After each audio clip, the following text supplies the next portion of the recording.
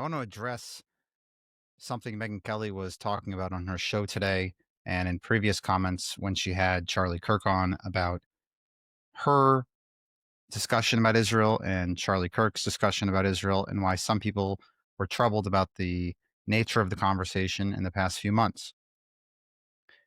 Of course, anyone and everyone can criticize Israel, can criticize people that support Israel within America or within any other country. That's not the issue. The issue is that there are some very anti-Semitic commentators who are being cited as legitimate journalists or historians, and their opinions are seeping into mainstream discussion. So whereas Max Blumenthal was dismissed as a complete crazy person 10 years ago, referring to Israel as the Jewish state in the Levant, mocking Jewish prayer, saying all sorts of crazy anti-Semitic things, comparing Israel to the Nazis.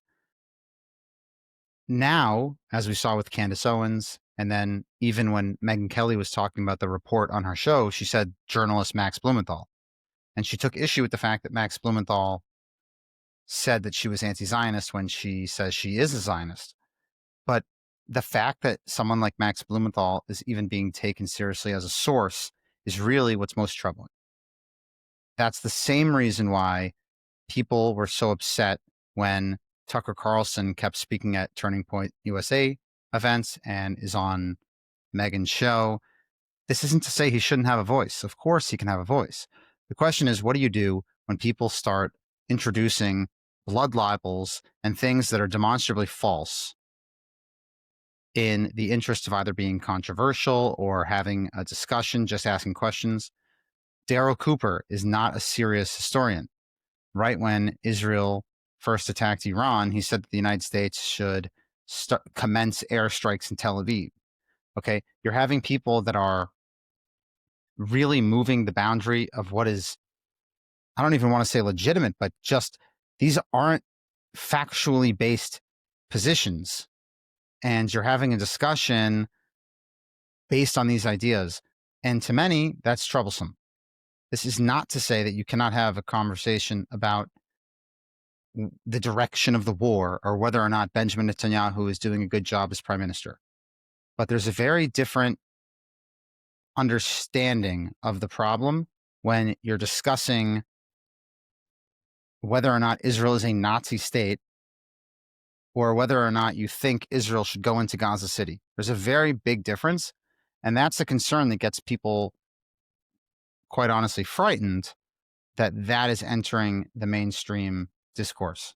And it's a challenge because especially in today's new media atmosphere, there's a lot of garbage that gets thrown out there. It's very hard for people to see through and see what's true.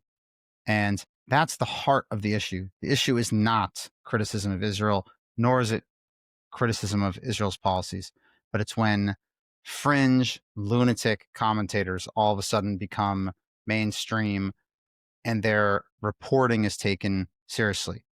So when we look at the Candace Owens report about this get together in the Hamptons in early August, she's relying a lot on Max Blumenthal, and this is crazy. So that's the heart of the issue, has nothing to do with trying to shut down debate. And if it's taken that way, that's a massive error on those who are trying to portray the message. But the heart of the matter is just not letting crazy people push fake news into what is supposed to be a serious discussion.